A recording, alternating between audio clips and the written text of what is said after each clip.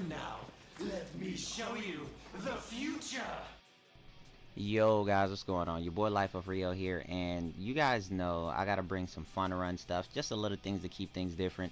And as being an Ashe player, you always get criticized of, oh, but Ashe is just a press 4 to win frame, you know.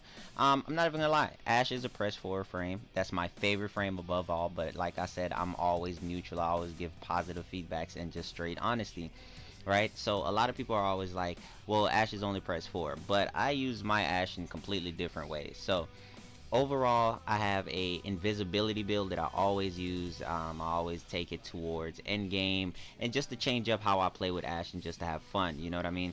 You have those people that are like, oh, what's the point of using Ashe if you're not building for Bladestorm? Just because I want to change up the pace on how I play and just to get a different feel. And this build is actually really fun. So it's basically centered around complete and other invisibility. Like, that's all that it really is. So I have about, on my smoke screen, about like 20 seconds of invisibility, and what this build is around is about smoke screen and fatal teleport.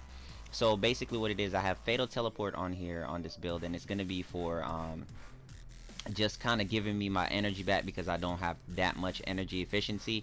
But overall what it's for is I want to proc arcane trickery as much as possible.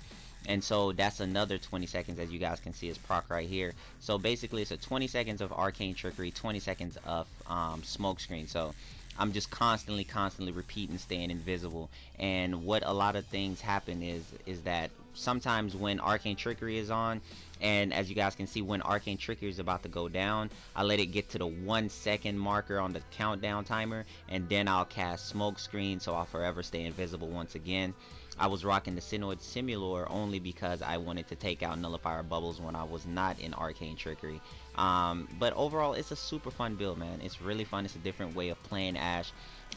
It's a lot of people that don't even try to play Ashe like this because they just want to spam, but it's my favorite character. I have up to at least 5 to 6 different builds with him, and so I just always feel like if it's my favorite character, I have to find different ways on how to play.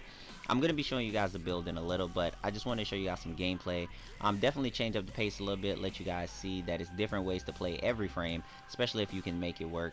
It's super fun. Now a lot of people were saying to me, they were like, well, this isn't going to go endgame. This goes pretty far into endgame. I mean, all you got to do to really make this build work to go into endgame is 1, get adjusted to the playstyle, and then 2, all you want to do is teleport finish ancients so they don't give the team the buff, and then you teleport finish Eximus heavy gunners and Eximus bombers, and once you take them out the way, your weapon will kill the smaller groups. Super easy.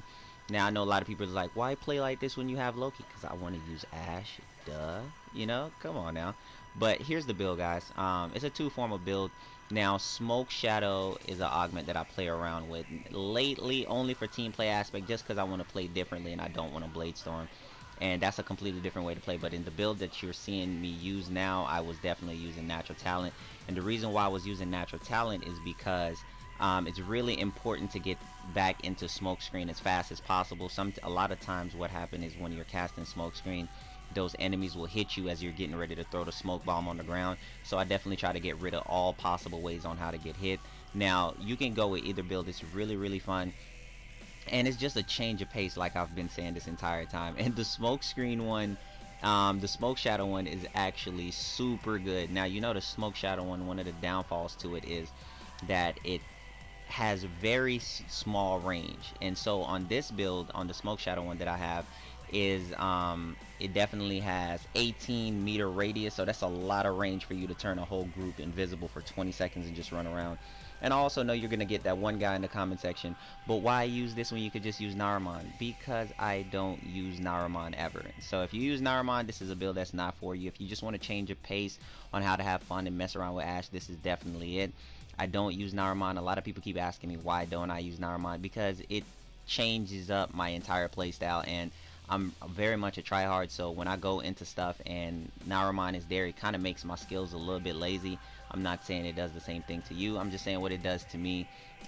Basically, Naramon is just like another way to cheese it, and I'm a tryhard, so I like to go out and do it myself, you know. But overall, this is the old-fashioned way. This is the way we've always been known how to play Warframe. So we're not going to act like Naramon is just the only way on how to go invisible. So this is definitely my way. And the reason why I was using the dagger for this one, I was testing out, dude. I was doing so much testing today. It's so much content getting ready to come to you guys. I was doing so much testing with weapons. And with Fatal Teleport, as we all know, Fatal Teleport is affected by power strength.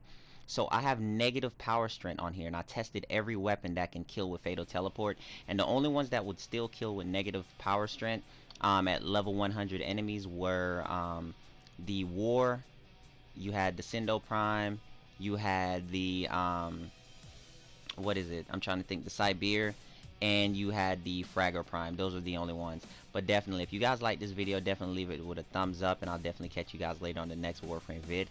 But this one was just to show a different gameplay. Hope you guys enjoyed it. They definitely cheated me on life support, and in this one I had 0 deaths, so it's really fun. And I had to use a dagger because the dagger with the negative power strength, infinite scale. So I hope you guys enjoyed it, and I'll catch you guys.